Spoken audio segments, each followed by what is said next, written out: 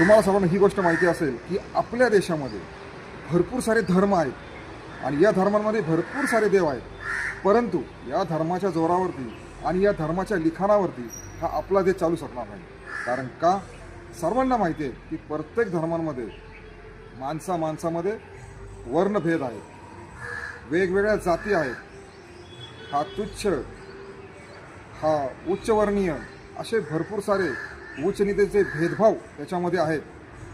त्यामुळे भारतीय घटनेचे शिल्पकार डॉक्टर बाबासाहेब आंबेडकर यांनी जे आपल्याला संविधान दिलं, या भारत देशाला जे संविधान दिलं, त्या संविधानाच्या जोरावरती, त्या संविधानाच्या कायद्यावरती या सर्व धर्म आणि धर्मातील सर्व लोक आज एक समानतेने आणि स्वतंत्र्याने सर्वपणे एक नांदत आहे.